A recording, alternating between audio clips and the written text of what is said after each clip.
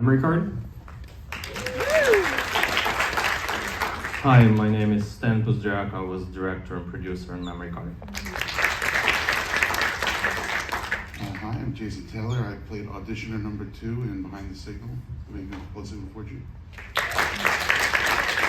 Hey, what's up, everyone? I'm Daniel Rosedale. I did David and Larry.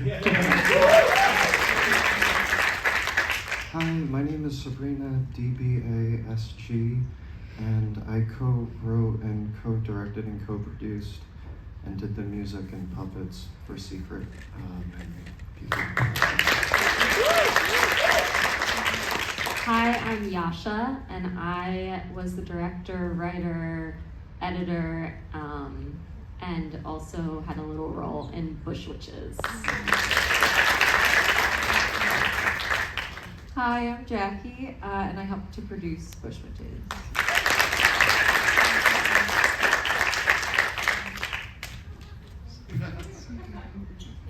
All right, so the first question that I have for you all, if you could tell us how did these projects come together? So why did you decide to make this film? Why now? So we'll go down the line again.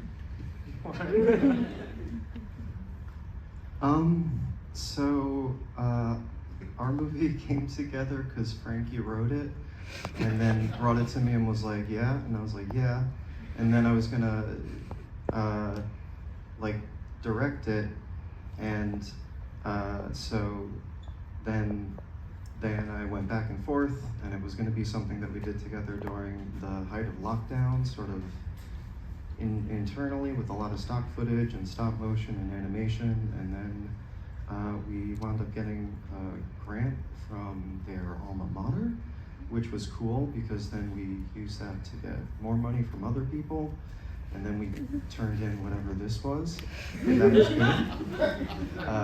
People seemed to like it, but yeah, it just kind of was the two of us constantly trying to go bigger and keep making something weird and reflective of, sort of the insidious ways that late stage capitalism can sort of pervert and subvert every bit of modern life and every fabric of every institution and whatnot. And also silly songs. Actually, a little secret about me. So my next question is for the Memory Card team and also for the Dave and Larry director. Your films, how they differ from the other ones is there's less of that ensemble dynamic, like you have the 2 leads in your film and then you have Dave and Larry in your film. And so I wanted to know what it's like writing a dynamic with kind of like 2 singular characters that are meant to carry a narrative over a longer duration. Were there any challenges that you navigated, or was it just like easy writing this like bond between the 2 friends? And then the same thing for you. How was it writing that dynamic, that sort of back and forth between the 2 characters? Cool. And then I guess my follow-up would be for the other directors then who had like an ensemble cast. So what was it like directing those types of dynamics? Did you have challenges when there's characters with disparate personalities? If you guys can speak to that as well. So whoever. Boy howdy. So we worked with like a whole bunch of college kids, which were doing it for homework. So that was interesting. But the best way to get people involved on set, I found, is to let them bring their own perspective and talents. So for a lot of the extras in the scenes that we had, they were background actors on backstage, or these kids working for credit, and a lot of the times all we had was the costume and the general sort of sketch of the character in the description, because none of them have dialogue. So we got to really trust our actors and people on set to sort of like bring the little quirks to life. Like the person who did the puppets, found these in the prop place and was just like, okay, yeah, I want to do the puppets. And then she was the puppet person and she came up with the names. That was really cool.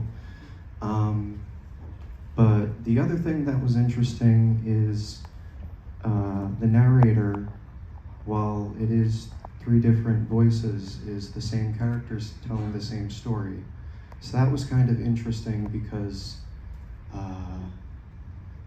it was way more specific the way that we had to give direction than on set to people sort of creating live and playing in the space, because it was more about creating some sort of consistency to the emotional energy between it. So it was more like, an ensemble playing a role.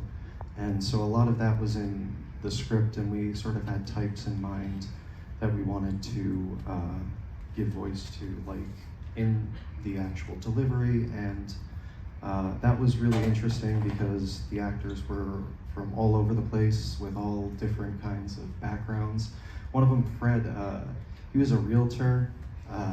He was awesome. He was like a realtor, and he was kind of doing this in his like as a second career, moonlighting.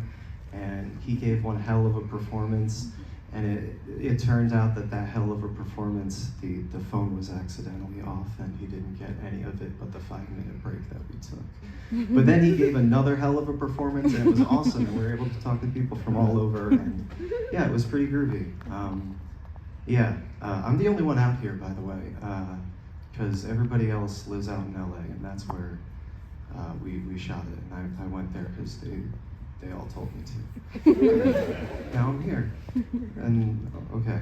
Follow-up question to wrap up for all of you. Something that I always ask during our guest Q&As that I think is very important for the audience to know, so we get more context on what we just watched. But what has been a fulfilling aspect of making these films? Whoever wants to. What does it mean? So art is profoundly important, and people are sacred, and I believe that making art is probably the best way for me to take care of other people and to relate to them. And the experience of making this film brought me closer to a lot of people that not just now but throughout my life have sort of like helped me come back to this sort of thing. The TLDR of my life is I used to make movies, and I didn't work at a newspaper, and then I didn't to work on Wall Street for 5 years, and then I quit that to make movies again. And all of these people who helped make this movie, they have, become my support system and have, helped, save my life.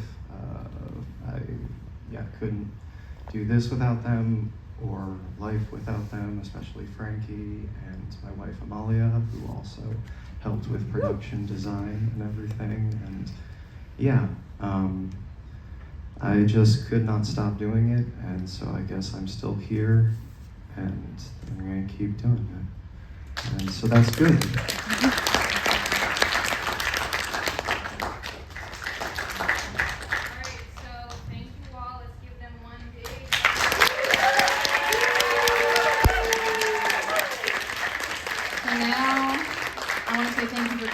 Our first ever, I said ever this time, short film program, part of SpringFest. We have a few more programs playing next week. Part 1 of the After Hours series, which we played in the opposite order for some reason, but that will be next week.